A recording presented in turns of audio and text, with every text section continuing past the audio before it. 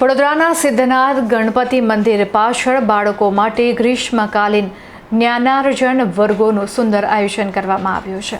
વડોદરાના ઐતિહાસિક સિદ્ધનાથ ગણપતિ મંદિરની પાછળ હાલમાં ગ્રીષ્મકાલીન જ્ઞાનાર્જન વર્ગો ચાલી રહ્યા છે, જેમાં બાળકોને સંપૂર્ણપણે નિઃશુલ્ક શિક્ષણ આપવામાં આવી રહ્યું છે। આ વર્ગોમાં વિદ્યાર્થીઓના બૌદ્ધિક અને માનસિક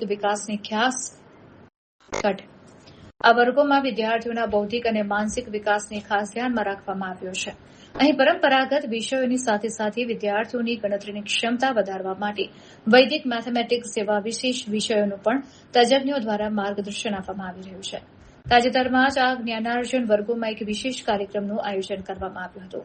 આ પ્રસંગે ભાજપના સામાજિક કાર્યકર અને માજી કાઉન્સિલર શંકરલાલ ત્રિવેદી ખાસ ઉપસ્થિત રહ્યા હતા। તેમણે વર્ગમાં શિક્ષણ મેળવી રહેલા બાળકોને પ્રોત્સાહિત કરતા જણાવ્યું કે જીવનમાં સફળતા મેળવવી હોય તો શિક્ષણ ખૂબ જ અનિવાર્ય છે। દરેક વિદ્યાર્થીએ સખત મહેનત અને નિયમિત અભ્યાસને પોતાનો મંત્ર બનાવવો જોઈએ। આ કાર્યક્રમમાં જાણીતા શિક્ષણ પ્રેમી લાલ ત્રિવેદી સહિત વિસ્તારના અન્ય અગ્રણીઓ અને આગેવાનો મોટી સંખ્યામાં હાજર રહ્યા હતા। ઉપસ્થિત તમામ મહાનુભાવોએ વેકેશન દરમિયાન આવા નિઃશુલ્ક અને સંસ્કારલક્ષી ક્લાસ ચલાવવા બદલ આયોજકોની મુક્ત કંઠે પ્રશંસા કરી હતી।